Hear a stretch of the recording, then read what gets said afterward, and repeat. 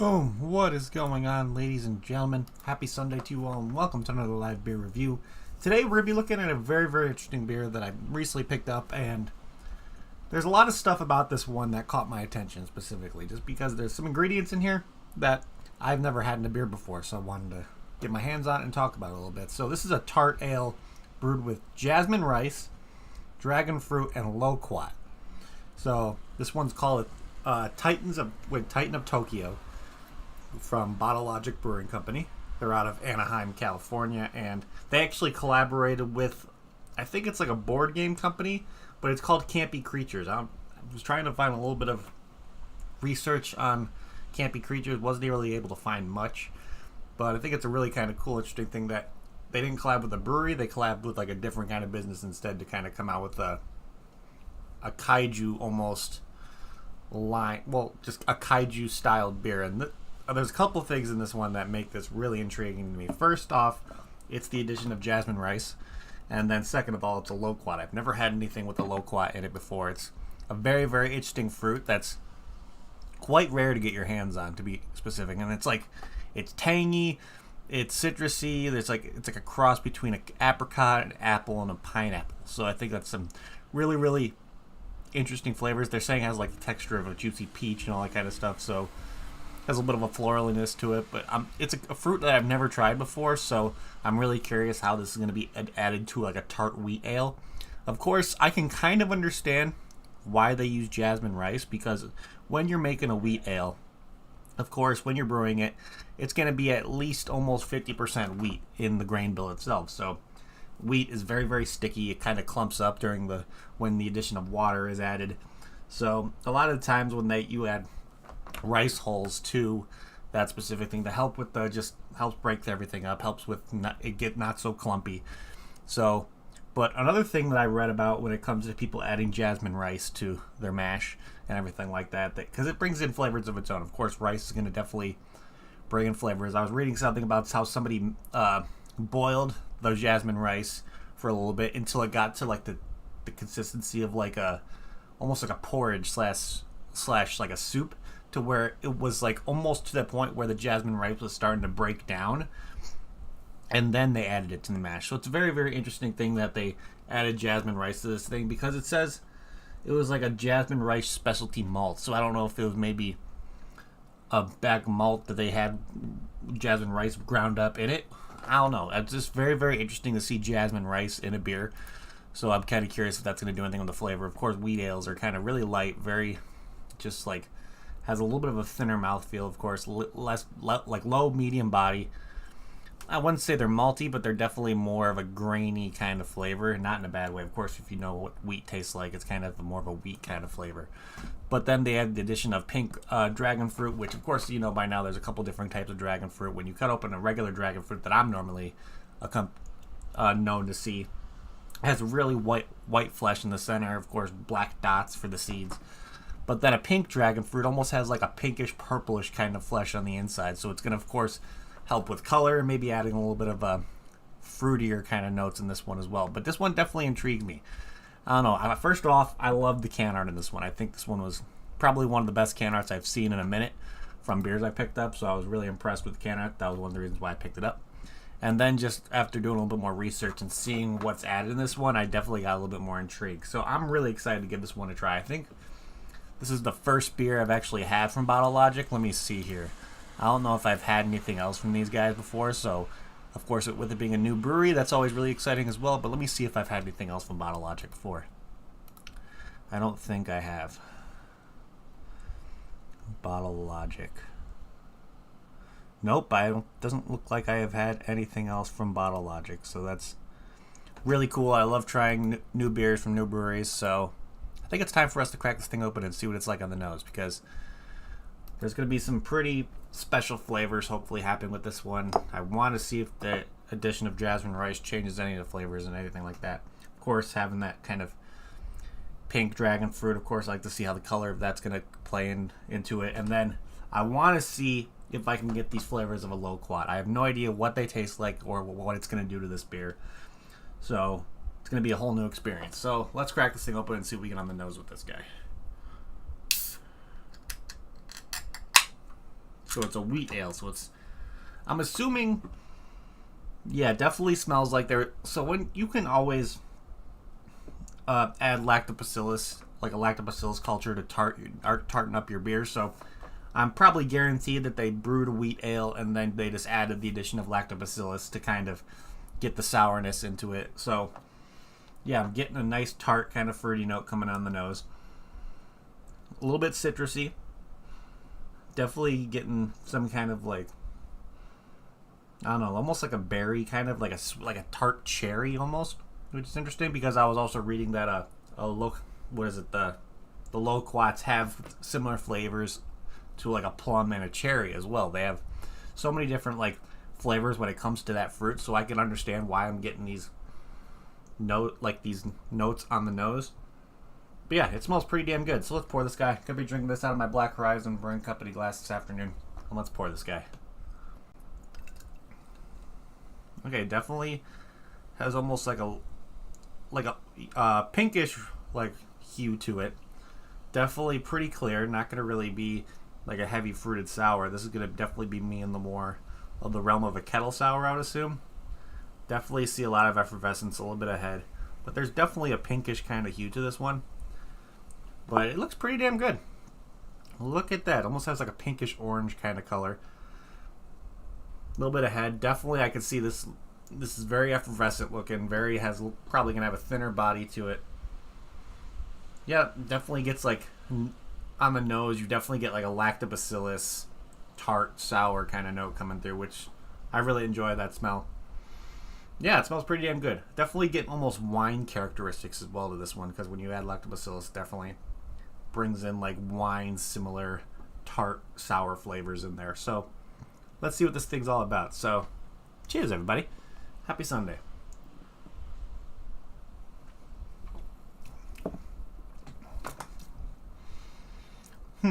Okay. I'm gonna be completely honest here.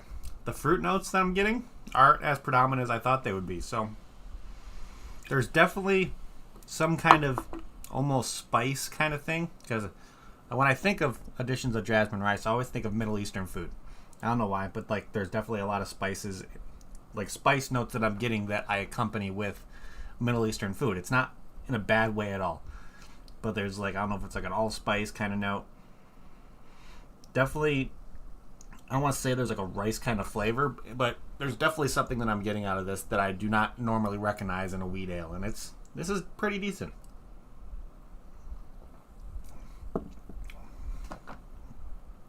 Definitely getting some bright citrusy flavors that I'm assuming is going to be coming from the loquat. Definitely has a nice kind of tart sourness to it. For tartness, I'd probably give it on a scale of maybe like a 3.75 out of 5. For tartness, pretty, I won't say it's crazy tart, but there's definitely is a good tartness to this one. I'm not really getting the flavors of a dragon fruit, because in my opinion dragon fruit has lighter flavors to it when you're eating it itself. So you're going to have to add a lot of dragon fruit to actually get those flavors to be a predominant note. And this one, I'm thinking mostly it was just in there for the color addition to add to it. So, but overall the flavors are pretty good on this one. I'm liking it. This is definitely a lighter beer. I want to say it kind of reminds me of some of the stuff from like Wiley Roots when it comes to like some of their kettle sours, their low ABV kettle sours. I don't want to say it tastes watered down like some of the Wiley Roots ones that I've had, where it almost seems like there's muted flavors. But there's definitely a lot going on with this one that just, it makes it pretty complex, and it almost gets to the point sometimes where I don't know what I'm getting.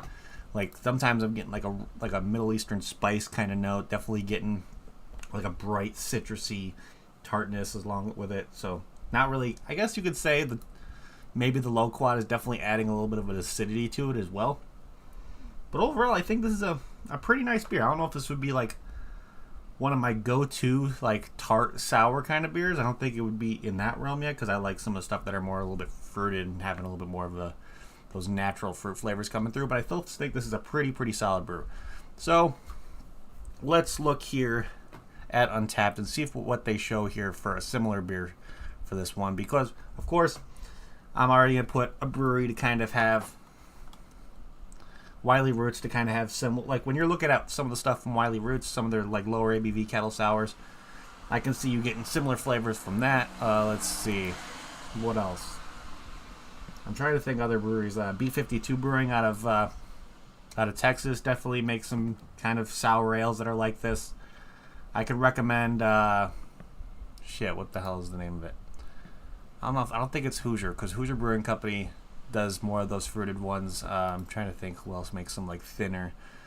I guess you could probably put Great Notion on the list of having some beers that are like this. Some Great Notion's beers have those natural winey kind of tartness flavors into it as well. So I'd probably put some beers with like Great Notion into the realm of having similar beers to this. So a bunch of those breweries have some pretty good availability when it comes to what you could see around the country. So yeah, my biggest recommendations, if you want to try to find something similar to this one, of course, there's other sours that Bottle Logic has come out with. So if you're in the Anaheim area, you can probably find some in your local liquor store or bottle shop that way. Of course, maybe if you're in other states, you might be able to find some Great Notions that have a little bit more of those tart kind of natural kettle sour flavors. And then Wiley Roots, I would probably say, is on that list as well. So there's definitely a couple breweries out there that you can get similar beers to this one. Of course, I'm trying to remember the name of one specific one. It was, let me see here. Hold on. I know I did a review for it recently. I just gotta find what the fucking name of the brewery is. It's like, it was the Jelly Knot Jam. Wait, let me see. Hold on, I think I found it. Burley Oak. Burley Oak Brewing is probably another one I would add on here. And I think if I looked at the similar beers list on Untapped itself, yeah, they have a Burley Oak one on here, which is one of their Jelly Knot Jam. It's the lemon, strawberry, vanilla.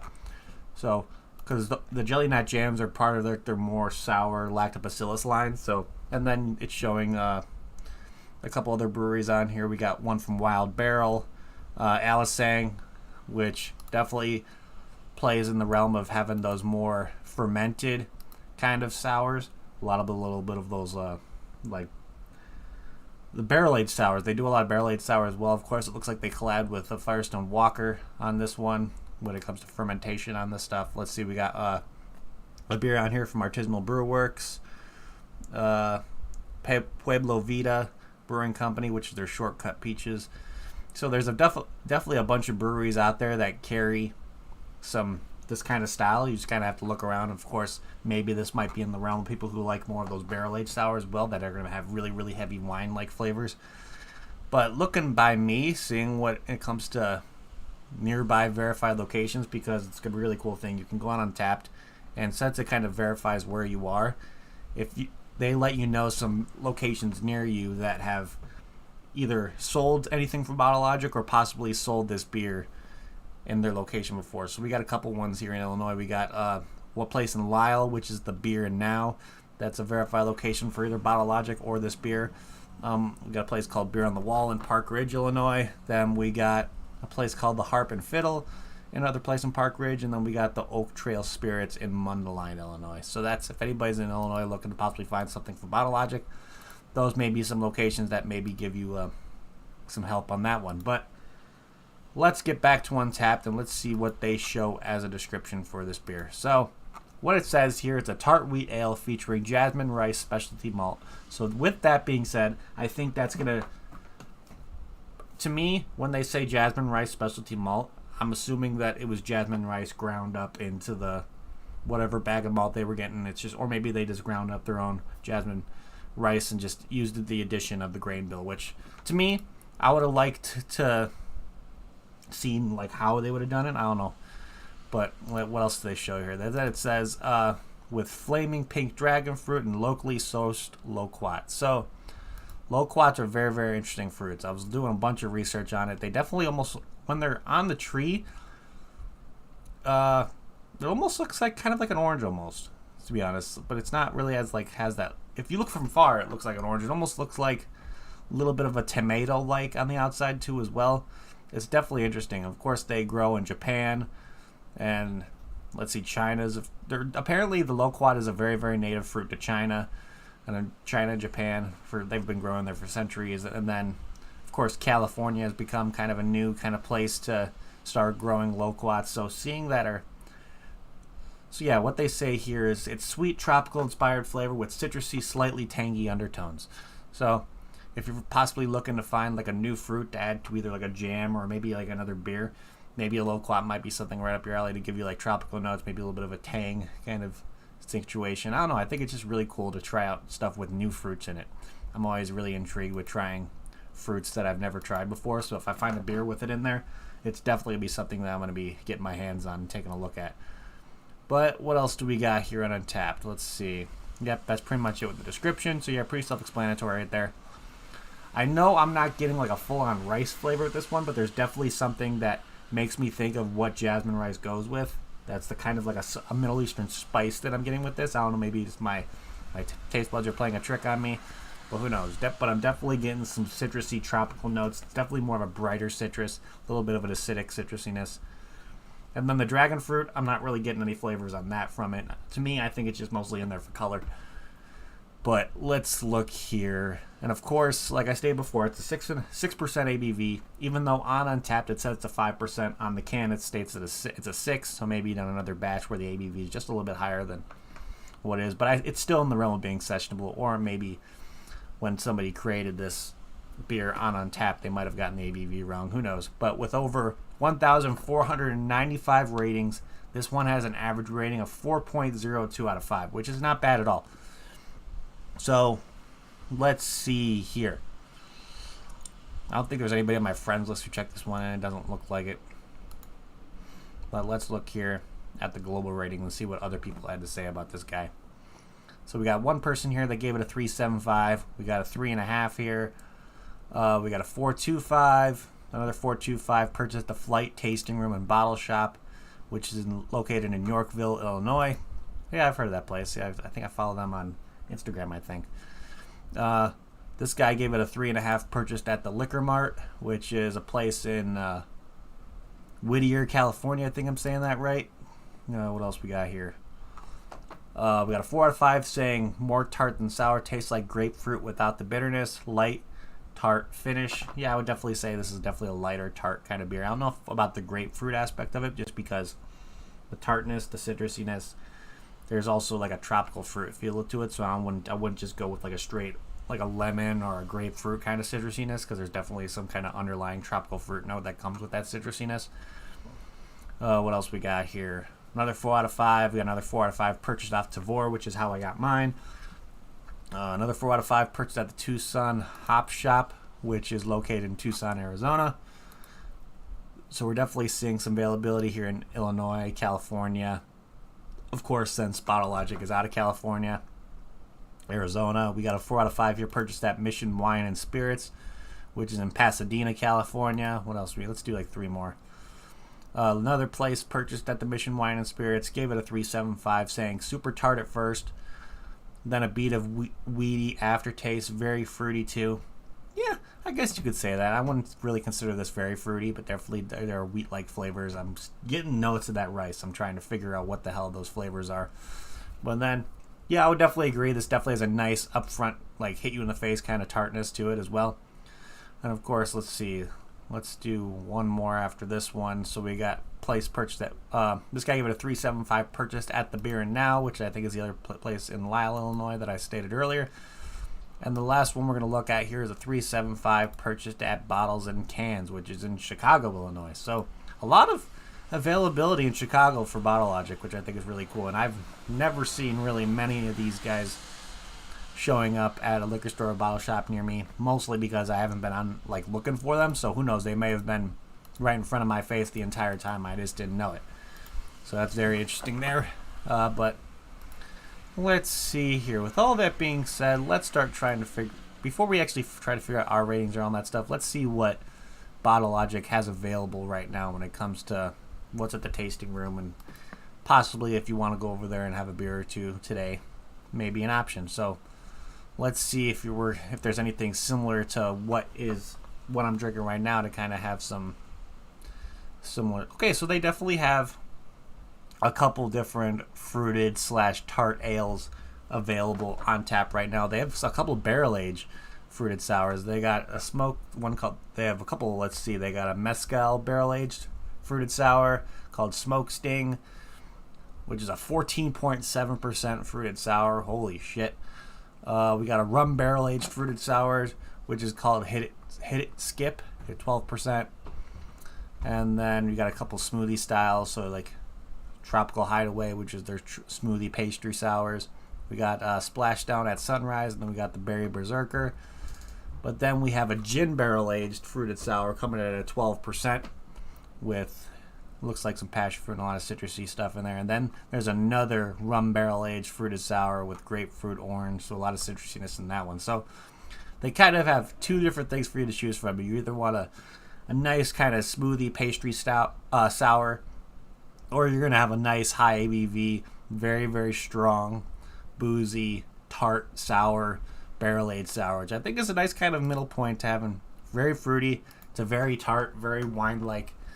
So that's definitely a cool kind of selection that they have you to choose from when it comes to stuff on the tart side. Plus, you got a couple, they have some hard seltzers, some blonde ales, some dark lagers available right now. They got a couple IPAs, some strong ales, some stouts. And let's see. They got one from their Stasis Project, which I wonder if that's...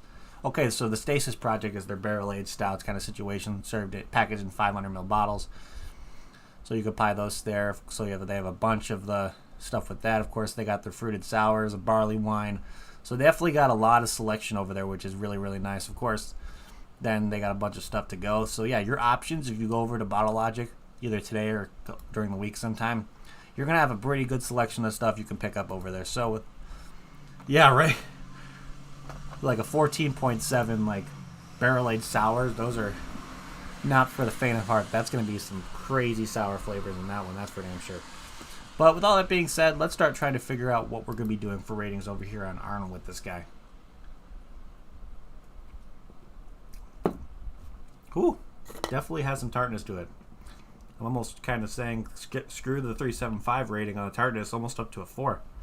Because, whoa, definitely at some points it hits you a lot more than they usually do. But yeah, this can art from Bottle Logic, I absolutely am a huge, huge fan. I'm a really, really big fan of like the MonsterVerse when it comes to like Godzilla and them kind of talking about kaiju and all that kind of stuff. I just think this can art is epic, absolutely epic. Almost like a monster attacking Tokyo. So they have like the Japanese writing on the side. I don't know what that says, but just the detail in that freaking kaiju attacking downtown Tokyo with the fire, like breathing fire and all that crap. The font for the Titan of Tokyo is really cool. This part right here almost reminds me of what I would see from 903 as well, telling you like what the ingredients are. Of course, having your logo featuring the kaiju, and then it says it's like a collaboration between Bottle Logic and Campy Creatures. Of course, the website, the Campy Creatures down below. It almost seemed like it was a board game / like Dungeons and Dragons kind of thing. I don't know. But I think this can art is really, really awesome. Definitely something that catches my attention greatly. It was pretty much the main kind of reason why I picked this up, because I thought the can art was fantastic. So, yeah, for can art, I'm going to easily give it a full 5 out of 5. Because it did exactly what I would expect it to do. It drew me in.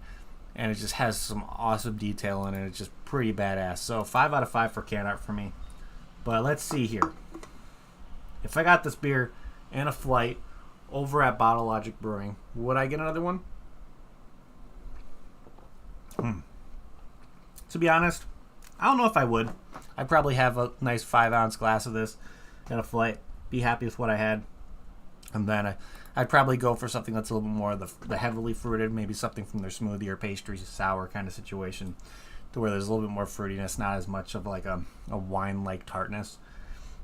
But I still think it's a pretty solid beer. It's not going to be my go-to style of like tart ale. Of course, with this being a wheat ale, you get flavors of wheat and all that kind of stuff. But of course, it tastes like your normal kind of kettle sour with the addition of lactobacillus that I'm almost guaranteed that they added into this. But overall, yeah, flavors are pretty damn solid, but it's not anything to me that like speaks home. Of course, it's not anything to like. I wouldn't say this is like groundbreaking when it comes like, oh, they use jasmine rice. I can taste like a groundbreaking flavor that I want in every kind of kettle sour. No, but I definitely get some kind of like little bit of like Middle Eastern spice flavor into this, which I think is very, very interesting. I like the addition of the low quad. I think it adds a really nice bright citrusiness. Of course, a little bit of acidity, so I really think that was cool when it comes to the addition of that fruit. Of course, like I said before, the dragon fruit is just, I don't even think it's in there for anything with flavor. I just think it's in there to add color. So overall, yeah, this beer's not bad. Definitely a solid one. I'll be easily able to drink the rest of this, but I don't know if it'd be like a go-to beer that I want to hunt down and kind of get a hold of, or like have a 4-pack in my house at all time. That's not to that point with this one at all. So I think with my final rating on this guy, I'm probably going to give it a solid 6.75 out of 10. Not bad. Of course, there were a couple things I would have maybe done a little bit differently. I want to see maybe but when it comes to things that I would have done differently, I would have need to know how they add the addition of jasmine rice. I would like to see if it's just in there dry jasmine rice, or maybe they did from where I read something to where he boiled down the jasmine rice with water until the rice was almost broken down, and then added it to the mash to kind of get some of the extracted sugars from that rice itself out of there. I'm not sure how they did it, but overall, I think the flavors are pretty solid in this one. It's just not anything to like that is groundbreaking to me or makes this thing stand out at all greatly at all. So overall, it's a pretty solid beer. I think that's where I'm going to leave it, 6.75 out of 10. I think that's still a pretty decent beer. So overall, my rating's not going to kind of be right on par with the average 4.02 on Untappd. But hey, flavor profiles are subjective. So if I don't like this as much as I do, you may find it and absolutely love it. So that if you want to give it a try and see what it's all about, you're more than welcome to do it. I will highly recommend it if you want to try something new. This would be one I would definitely recommend, just to kind of try something new with a new fruit, different addition to the grain. So yeah, I give them props for doing that. I would like to know different processes of how the addition of the jasmine rice, or with the loquat, not the freaking loquat. Jeez, it's a weird fucking name to say. But I would like to see if it was loquat puree, or maybe it's just cut up and added to the bright tank. I'm not sure. Or maybe squeezed, juiced. I have no idea how they did it. But it's definitely a cool attempt. I would like to see other beers with this kind of style with it and see how different breweries are able to kind of add the addition of maybe different rices to a tart wheat ale, and maybe start playing around with loquats a little bit more to kind of see what it does to more of the heavier fruited stuff. I would like to see Drecker do something with a loquat in there. That'd be pretty cool. But other than that, I think that's pretty much what I have for you guys today. So thank you everybody in chat for hanging out. You guys are awesome. If you haven't yet, please hit that like button. It would help me out a lot. Also, if you're new to the channel and like what you see, make sure you hit that subscribe button as well, along with that notification bell. It'll let you know when I ever go live doing another review. I don't think I have a review planned for you guys tomorrow or Tuesday, just because we're going to be doing a double brew day. So we're brewing tomorrow and Tuesday, I think. So if things change, you'll see on my Instagram if I'm going to be doing a review tomorrow. I don't know if we might get pushed back a day or not. Who knows?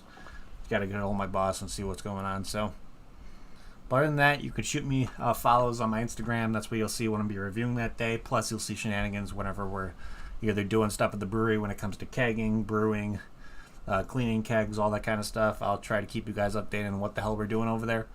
So you can always shoot me a follow over there. And then, of course, you can always shoot me a friend request on Untappd as well. I talk about Untappd all the time. It's a fantastic platform. You check in beers, get badges. I like to call it Facebook for beer drinkers, because that's pretty much what it is.